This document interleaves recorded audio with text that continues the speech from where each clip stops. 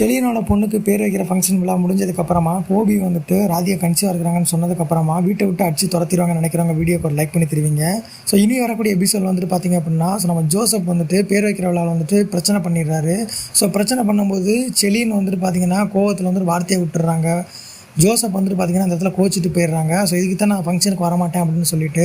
So இன்னொரு பக்கம் வந்துட்டு பாக்கியா வந்துட்டு புலம்பிக்கிட்டு இருக்கேன். ஸோ கோபி வந்துட்டு இந்த டைமில் வந்து நம்ம எப்படிடா சொல்கிறது, ஏற்கனவே வந்துட்டு இங்கே எவ்வளோ பிரச்சனை ஓடிக்கிட்டு இருக்கு, நம்ம இதை போய் சொன்னோம் அப்படின்னா நமக்கு இது ஒரு வேலை இல்லை அப்படின்னு சொல்லிட்டு நம்ம ஈஸியாக எடுத்துகிட்டு நம்மளை வந்துட்டு டார்கெட் பண்ண ஆரம்பிச்சிடுவாங்க, வீட்டை விட்டு வெளியில் துரத்தி விட்டுருவாங்க அப்படின்ற மாதிரி நினைக்கிறாங்க.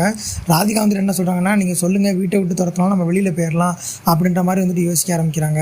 பட் கோபி வந்துட்டு ரொம்பவே சொல்கிறதுக்கு வந்து கூச்சப்படுறாரு, ரொம்பவே வந்துட்டு பயப்பட ஆரம்பிச்சிடுறாரு. ஸோ அதுக்கப்புறம் பாக்கியாவே வந்துட்டு பார்த்திங்க அப்படின்னா இந்த விஷயத்தை வந்துட்டு போட்டு உடச்சிட்றாங்க. ஸோ அவர் வெளியில் போனால் தான் நல்லாயிருக்கும்னு சொல்லிட்டு அந்த மாதிரி வந்துட்டு பண்ண ஆரம்பிச்சிடுறாங்க. உங்களோட கருத்துக்கள் எதுவாக இருந்தாலும் மறக்காமல் கான்பாஸ் லீவ் பண்ணிட்டு அடுத்த ஒரு ப்ரொமோ அப்டேட்டை தெரிஞ்சுக்க சப்ஸ்கிரைப் பண்ணி வச்சுக்கோங்க.